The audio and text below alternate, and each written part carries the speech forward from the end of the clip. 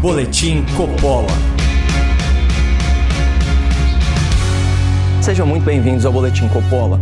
Ontem, o YouTube anunciou a remoção de vídeos relacionados a supostas fraudes nas eleições de 2018 e a remoção de vídeos sobre eventuais vulnerabilidades da urna eletrônica e do sistema eleitoral brasileiro em geral. A medida tem caráter retroativo e foi incluída na mais recente atualização das políticas contra a desinformação em eleições do YouTube.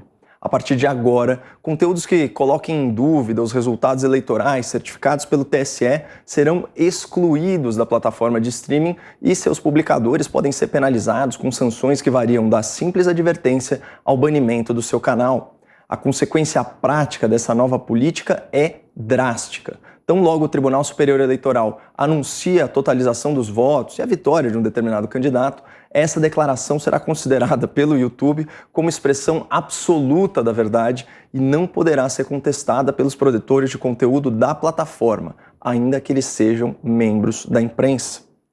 Como vocês já devem ter percebido, o programa de hoje é sobre dois temas que andam de mãozinhas dadas: eleições e fake news. Em primeiro lugar, é preciso entender o que são as fake news, um conceito que extrapola muito a simples tradução do termo. As fake news são notícias total ou parcialmente falsas, divulgadas de forma deliberada, de forma intencional, para enganar ou manipular a opinião pública. As fake news reúnem em si os elementos da desinformação, do dolo e do objetivo social, que pode ser político, econômico, cultural, por aí vai. Por isso, é muito importante não confundir a disseminação tóxica de fake news com formas saudáveis de exercício da liberdade de expressão. A divulgação de informações, de dados omitidos no debate público não é fake news. A crítica embasada às ações das autoridades públicas também não é fake news.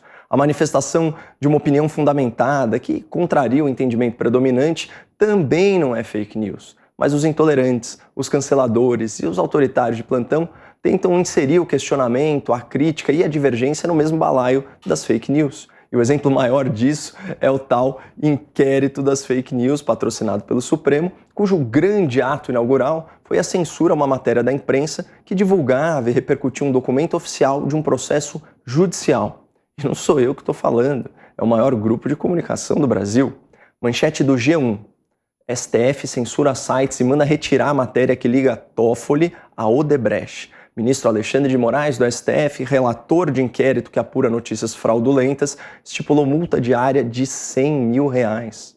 Vamos ver o que disse o ministro Toffoli sobre a reportagem que trazia informações absolutamente verídicas. Aspas, diante de ataques, requeiro a devida apuração das mentiras recém-divulgadas por pessoas e sites ignóbeis que querem atingir as instituições brasileiras.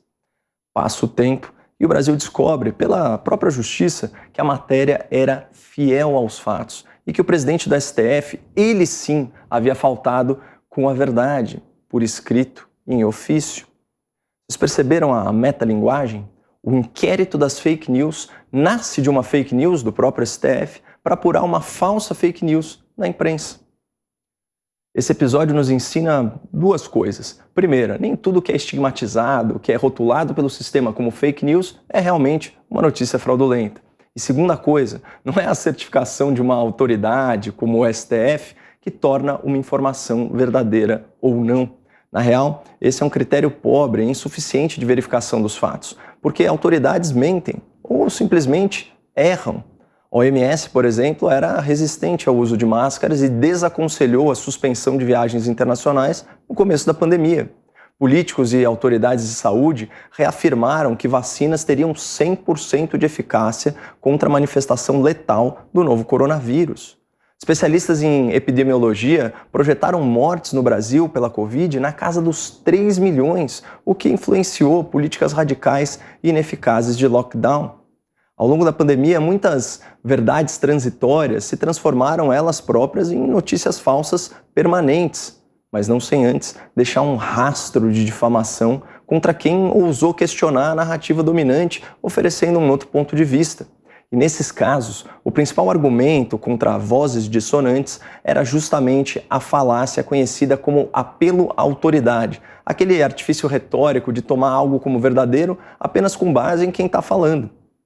Aliás, podem reparar, é esse tal apelo à autoridade que o jornalismo militante usa para legitimar os abusos e as transgressões do STF, que vão desde a soltura de grandes corruptos às tentativas de legalização do aborto.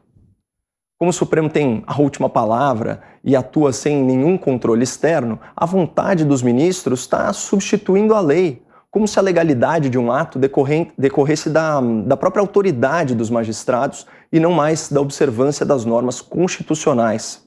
A lei é muito clara ao proibir a censura, ao regulamentar a imunidade parlamentar, ao estabelecer as regras do devido processo legal, ao caracterizar a situação de flagrante, ao definir as regras para prisão temporária.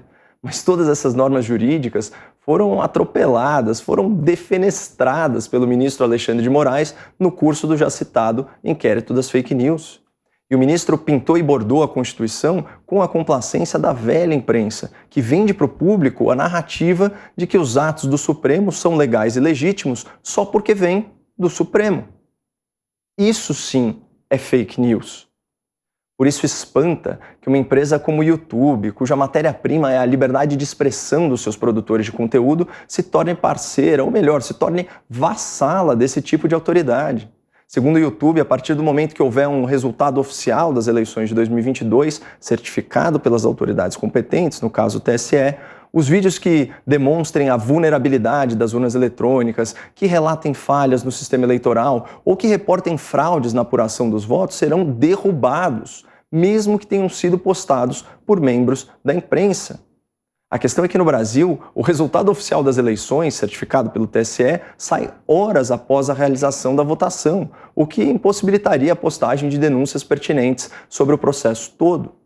E como nós vimos naquele primeiro caso do inquérito das fake news, ministros, às vezes, agem por interesse próprio.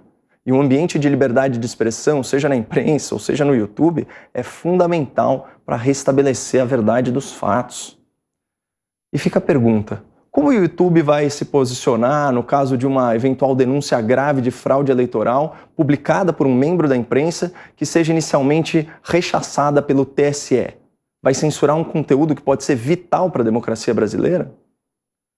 É muito complicado, especialmente considerando a fala do presidente do Tribunal Superior Eleitoral, ministro Edson Fachin, no mês passado.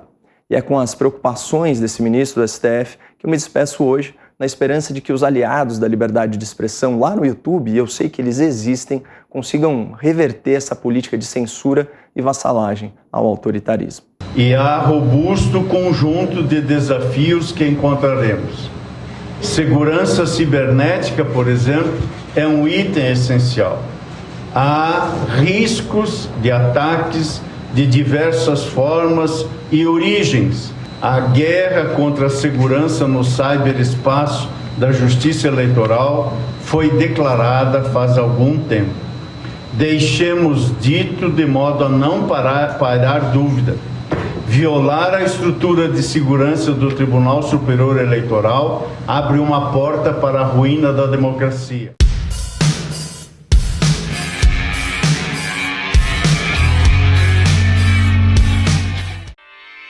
Realização Jovem Pan News.